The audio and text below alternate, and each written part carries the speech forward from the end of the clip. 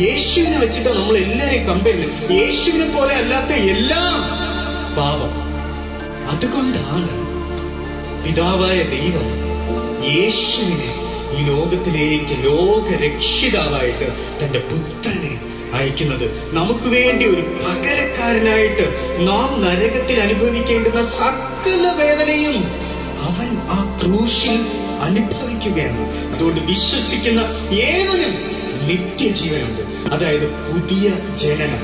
യോഹന്നാൻ എഴുതിയ സുവിശേഷം 3-ാം അധ്യായത്തില് 1 മുതൽ നാം വായിക്കുമ്പോൾ നമുക്ക് ഇപ്രകാരം കാണാം: നിങ്ങൾ പുതുതായി ജനിക്കുന്നില്ല എങ്കിൽ നിങ്ങൾ ദൈവരാജ്യത്തിൽ പ്രവേശിക്കത്തില്ല. രണ്ടാമത് പറയുന്നുണ്ട്, നിങ്ങൾ വെള്ളത്താലും ആത്മാവിനാലും ജനിച്ചില്ല എങ്കിൽ നിങ്ങൾ ദൈവരാജ്യത്തിൽ പ്രവേശിക്കത്തില്ല. ഈ പുതുതായ ജനനം സംഭവിക്കുന്നത് എപ്പോൾ?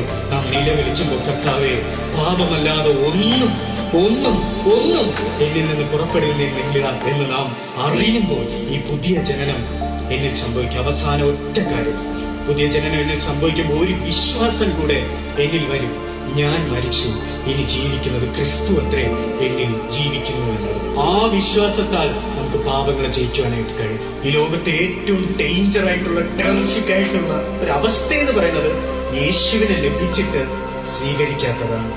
പുതുതായി ജനിക്കുമ്പോൾ കർത്താവിന്റെ കഴുകൽ നമ്മിലേക്ക് വരും. 2, ദൈവത്തിന്റെ ആത്മാവ് നമ്മിലേക്ക് വരും. ആത്മാവിന്റെ ശബ്ദം അനുസരിച്ച് നടക്കാൻ പറ്റും. 3, നാം മരിച്ചു, ക്രിസ്തു അത്രേ എന്നിൽ ജീവിക്കുന്നു എന്ന വിശ്വാസം വരും. അങ്ങനെ നമുക്ക് അവന്റെ കൽപ്പനകൾ അനുസരിക്കുവാൻ പറ്റും. അങ്ങനെ കൽപ്പനകൾ അനുസരിക്കുമ്പോൾ നാം അവനിൽ വസിക്കുന്നവരായിട്ട് മാറും. നാം അവനിൽ വസിക്കുന്നവരായി മാറുമ്പോൾ നാം ചോദിക്കുന്നത് എന്തും നമുക്ക് ലഭിക്കുന്ന ഒരവസ്ഥയിലേക്ക് വരും. നാം ദൈവഹിതം ചെയ്യുന്നവരായിട്ട് മാറും. 3ാമത് ഫലങ്ങൾ പുറപ്പെടുവിക്കുന്നവരായിട്ട് മാറും.